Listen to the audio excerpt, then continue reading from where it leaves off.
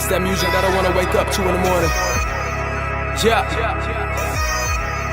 And get started on my day.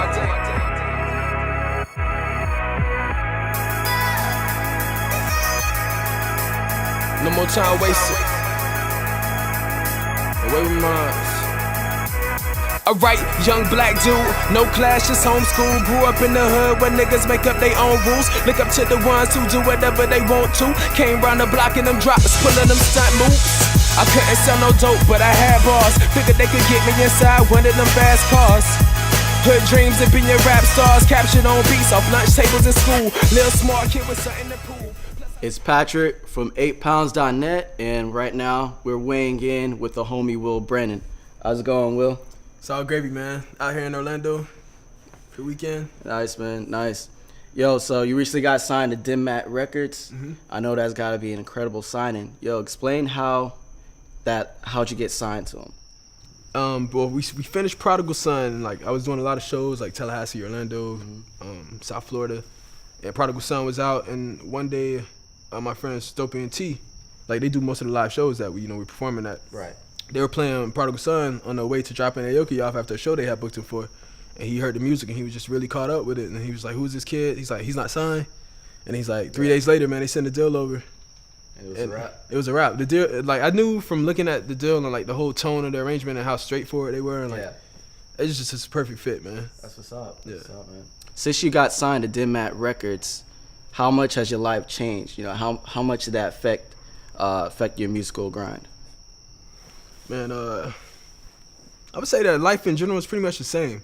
Cause when someone when they sign you, they pretty much want you to do what you've been doing to get signed. You know what I mean? So I say the ways that it has changed is like the types of shows I'm doing are opening up. Like I just did Winter Music Conference. It's crazy. Like Aoki brought me out. It was like right after like Benny Benassi and like Dat Sick and Afrojack were on stage, and I came out like right after that for one song. Just crazy, man. Miami pool party at a hotel. It was sick. That's what's up, man. That's what's up.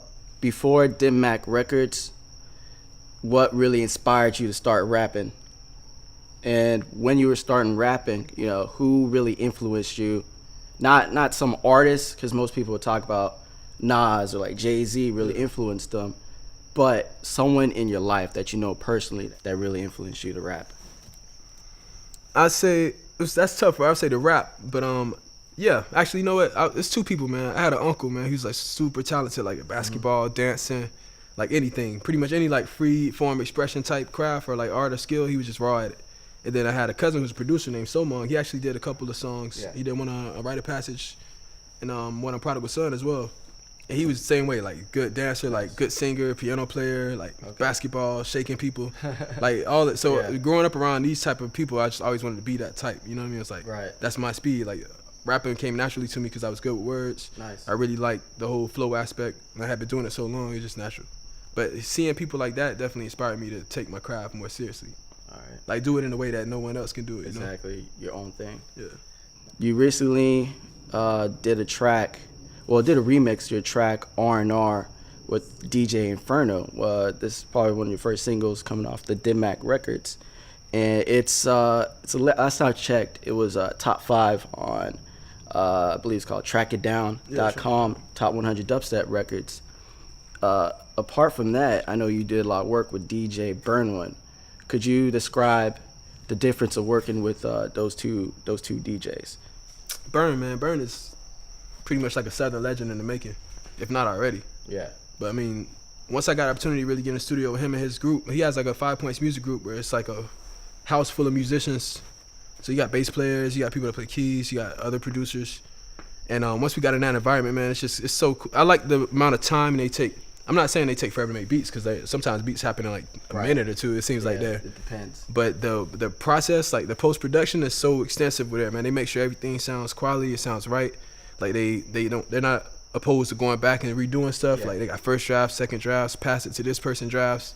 So Burnwood's definitely got that real quality sound, man. It's like slow cooked. Yeah. You know what I mean? Like that backyard barbecue sound.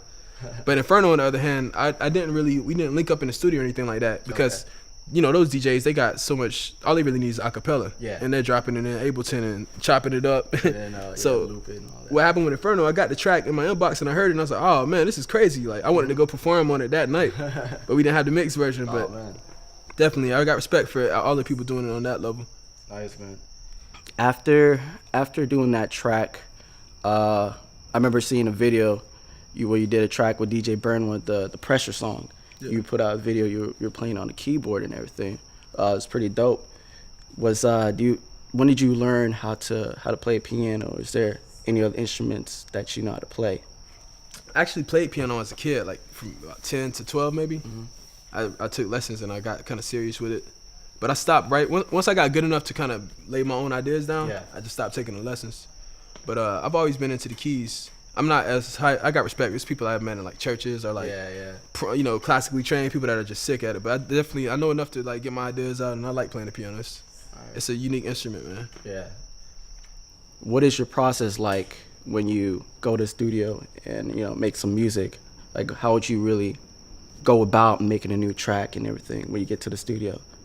I really try to have the songs done before I get in the studio now. Like I like to think of it as like a home studio where there isn't any recording, where you're just writing the songs on a notepad or like playing ideas on the piano or using my phone recorder.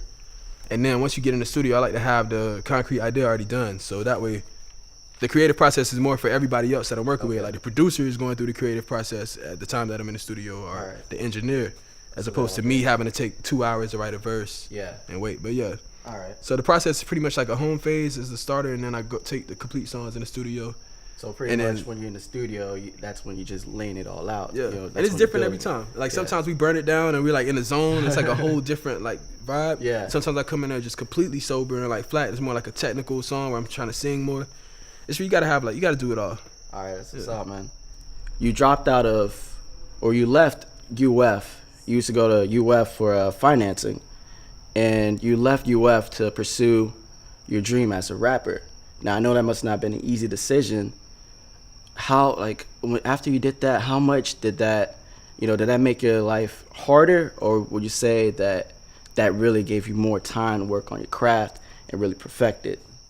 Believe it or not, it was a real easy decision as far as like, did I want to leave? Like, yeah, definitely. I didn't want to leave the college environment. I was having a blast in the college environment, but as far as school, I knew that I didn't have what it took to make it in school. Not saying I wasn't smart enough or anything, but you really got to have a large amount of like discipline and dedication and work ethic and time management skills, all of those things to make it through college. But it was easy to leave. It was hard to break it to the people that were really looking forward to me graduating, like my parents, especially moms. Like a lot of the family, most of the family that hasn't been to college or had the opportunity to go do something like that, so they kind of felt like I was throwing it in the garbage at first. But they didn't realize I was trading it for something better until I started finding success here. Yeah. And success is the cure for everything. That's true. So it doesn't matter what you do. Like once you become successful at it, everybody's gonna adjust to you. So I took about 2.5 years of pretty much like alienation from the family or friends or people that was disappointed. Right. But now all those people, they're like, oh, I'm so glad you pursued your dreams. So. It shows, through some of the musics you made. Apart from that whole, that whole aspect of your music, because I know I've at least listened to 4 of your projects. We have Road Not Taken and Rite of Passage, and then you went ahead and dropped Prodigal Son, and most recent project, More Perfect Union, that you dropped with Dim Mak Records. And all 4 of those projects are completely unique from one another, but they still have your own identity to it. It's still Will Brennan on it. Yeah. All those 4 projects, how would you describe, why do you think they were separate and unique from one another? Is it because it kind of defined where you were at your life at that point? Or was it you were just kind of refining your own sound? Actually, I definitely think both of those things were factors. Like every project I make is very time relevant to what I'm going through at the moment, or like what my mode is. But it's also relevant to what producers I'm working with at the time, or like when I'm in Atlanta working with Berwin, it's like a different mindset. And Atlanta's a different type of city, so it plays on. I take it from the environment a lot with my tones and my sound. So Atlanta affects me so much differently than Miami does, or like being back home in Palm Beach would, or even somewhere like Orlando. Orlando is like a different. So I guess when I was in these different places, I recorded a lot in Tallahassee. Yeah. On Prodigal Son, I did some stuff in Atlanta, so you kind of get like a different perspective. But I say where I'm at in life definitely plays a lot. Yeah. like your mode, because how I wake up in the morning and what I'm going through is definitely gonna play and what I write. Right. So That's what's up, man.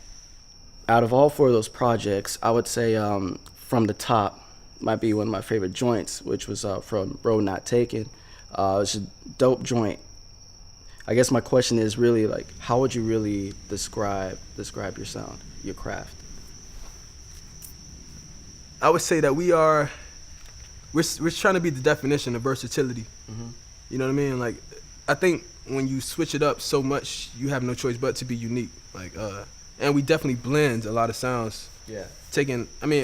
Everybody nowadays has so much different music on the iPod, or like, Right. some people, when you go to work, it's one environment, and then you might go to your cousin's house around the corner, and that's a different environment. And then you go to your friend's house on the other side of town. So I'm trying to make music that's like showcases all those different parts of my life. So it's gonna be a different sound across the board. Okay. So it's just like not one particular sound. It's just Yeah, I mean, because how many people do we know that live one particular life? Like, that's a good everybody's living, so much So mixed it's like influences. adaptive and everything. Exactly. Nice, man. It's a different world nowadays, Yeah. Now that you signed to Dim Mak Records, who do you think that you want to collab with? Any artists in the rap game, or even some rock and roll artists or some dubstep artists? Who do you want to collab with? That's a good question, man. I keep thinking about artists that I would like to collab with, and there's some that make sense. Like, if somebody said, "Oh, yeah, here's a Kendrick track, you want to get on it?" I'm like, "Yeah, Dom Kennedy, those, in hip hop, it's definitely a lot of characters that I would want to get on tracks with." But as far as seeking out collaborations, I think we're really gonna keep looking for these like DJs, producers, like these 2.0 personalities, like these engineers, Right. that type of thing, and session musicians, man. That's like people that really play that viola, or like people that really play Live flute. instrumentals. I don't know if you saw this thing I did with the flute box. This guy, he played flute box Lee. He's from the UK. He beatboxes and plays the flute at the same time. Oh, word. And we got him in the studio with one of our producers, Willpower. Looking forward to hearing that. Yeah, man. So that track's coming soon. It's gonna be coming on the project that we haven't announced yet. But All right. Apart from rapping, if you weren't rapping, what would you say you'd be doing? Would you be playing ball? So I mean, apart from we just played 21, and I know I don't see you out there balling out, but you ain't Jamie or nothing like that.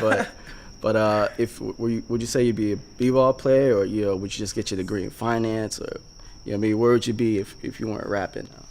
if I wasn't rapping, man, funny enough, if I wasn't rapping, I might be in the church. Oh, Like, yeah, I definitely always thought I had like what it took to be like a youth pastor or something like that, Okay. like reforming like the music in church. Obviously, I don't go to church anymore, and it's not exactly my belief system, but I still got respect for the church, and my parents are a big part of that, and my family, you know what I mean? Yeah, exactly, the whole thing. So, and I think I could have been real good at that. I had like brief hints of it when I was younger, so it's not too many. It's rapping and leading the congregation are kind of similar, man. It I hate to say that, you know what I mean? You still gotta perform, gotta perform. It's a certain amount of preparation. Yeah. Like, think of a verse like a short sermon. It's really you trying to get a point across and like trying to minister to people in some That's kind crazy. of way. I never really thought about that. Yeah. That's what's up, man.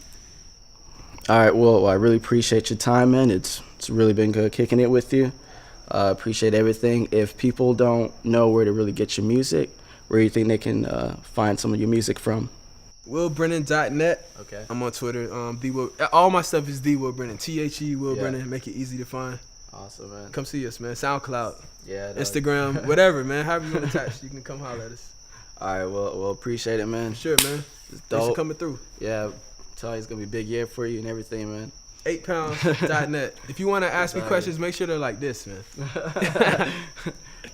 All right, you guys, you heard it right here. If you want to know anything else about Will Brennan, you can follow him at The Will Brennan on Twitter. You can check out his website, thewillbrennan.net, or on dimmak.com. And of course, you can always check out 8pounds.net. All right, appreciate it.